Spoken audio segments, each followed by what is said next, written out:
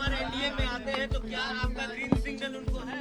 मेरी बातचीत चल रही है और मुझे लगता है सही समय आने पर तमाम प्रश्नों के जवाब दिए जाएंगे। आप सभी लोगों को पता है कि इन दिनों बिहार में लगातार सियासी उठापटक का दौर जारी है और ऐसे में ये चल रहा है कि सीएम नीतीश कुमार एक बार फिर से पाला बदल सकते हैं। खैर, ये तो आने वाला वक्त ही बताएगा कि आखिर सीएम नीतीश कुमार के मन में क्या चल रहा है। लेकिन कुछ भी हो, लगातार बिहार की सियासत गरमाई हुई है और ऐसे में जब चिराग पासवान से सवाल किया गया कि क्या सीएम नीतीश कुमार पाला बदल सकते हैं, तो उन्होंने किस तरीके से अपनी बात रखी है, क्या कुछ कहा है, आप सुने। नीतीश कुमार एनडीए में आते हैं तो क्या आपका ग्रीन सिग्नल उनको है? भाई देखिए, अगर मगर पे तो फिर बहुत सारे सवाल जवाब हो जाएंगे, फिर तो उसका कोई अंत ही नहीं होगा।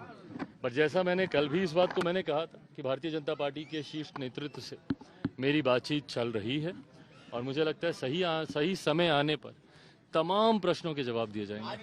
चिराग जी, आप जा रहे हैं दिल्ली, आज पहुंच रहे हैं आपका आज मैं दिल्ली जा रहा हूँ। अमित शाह ने बुलाया है। आज मैं दिल्ली जा रहा हूँ और जैसा मैंने कहा कि भाजपा के शीर्ष नेतृत्व से मेरी बातचीत चल रही है, उसी क्रम को आगे बढ़ाने के सिलसिले में आज वैसे हमको जाना था, कर्पूरी धाम हमको जाना था। जिस तरीके से कर्पूरी ठाकुर जी को देश का सर्वोच्च सम्मान दिया गया है, जो बिहार वासियों की, देशवासियों की, हम लोगों की लंबे समय से मांग थी, उम्मीद थी, वो सपना आज हम लोग का पूरा हुआ है। ऐसे में मैं चाहता था कि उनकी उस पावन धरती पर जाकर उनको मैं नमन करूं। आज कार्यक्रम था वहां का, सीतामढ़ी जाना था। मेरे लिए सौभाग्य की बात है कि अयोध्या से भगवान राम के दर्शन करके आया और मैं हमेशा कहता हूं और मैं मानता हूं कि उतना ही भव्य सीता माता का मंदिर सीतामढ़ी में भी बनना चाहिए और जो कोई अयोध्या जाए भगवान राम का आशीर्वाद लेने, वो माता सीता का दर्शन करने भी आए।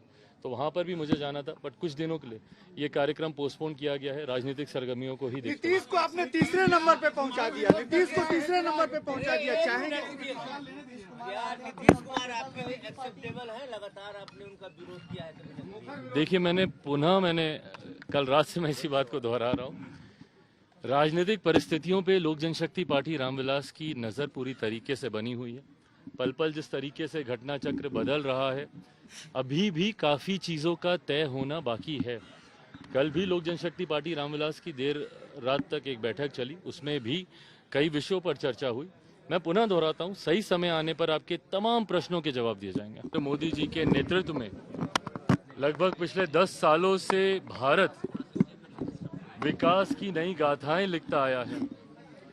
इस बात का विश्वास है कि अमृत काल के लिए जो लक्ष्य तय किए गए हैं, आने वाले 25 सालों में उन लक्ष्यों को पूरा करते हुए जब भारत आज़ादी की 100वीं वर्षगांठ मना रहा होगा, ऐसे में हम लोग एक विकसित भारत के निर्माण के लक्ष्य को हम लोग पूरा करें, जहां भारत में कोई गरीब ना हो, जहां अमीरी गरीबी का कोई भेद ना हो। इसी दिशा में हम लोग प्रयासरत हैं। इस दिशा में कार्य करने के लिए ज़रूरी है तमाम ऐसे राज्यों का विकसित होना। जब आप देश के विकास की कल्पना करते हैं तो तमाम ऐसे राज्यों का विकसित होना जो आज़ादी के 75 साल के बाद अभी भी विकसित राज्य नहीं बन पाए, जिसमें यकीनन हम लोग का बिहार प्रदेश आता है।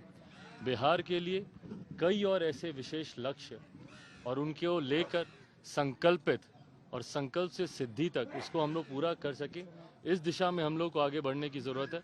आप सबके माध्यम से बिहार वासियों को, पूरे देशवासियों को दीक्षांत एडुटेक लाया है दीक्षांत डिजिटल क्लास। दीक्षांत डिजिटल क्लास का उपयोग कर छात्र बना सकते हैं पढ़ाई को बेहद आसान और मजेदार। दीक्षांत डिजिटल क्लास को स्कूल में बैठकर देखना है तो पेन ड्राइव और स्मार्ट टीवी बनेगा सही माध्यम। चलिए अब ये भी जानते हैं कि दीक्षांत डिजिटल क्लास का फी स्ट्रक्चर क्या होगा।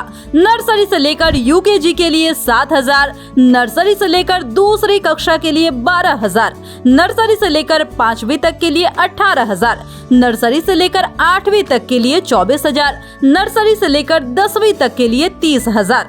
अगर आपको डेमो करना है तो उसके लिए आप दीक्षांत डिजिटल क्लास के YouTube चैनल को विजिट कर सकते हैं। हमारे YouTube चैनल को सब्सक्राइब और Facebook पेज को लाइक करना ना भूलें। धन्यवाद।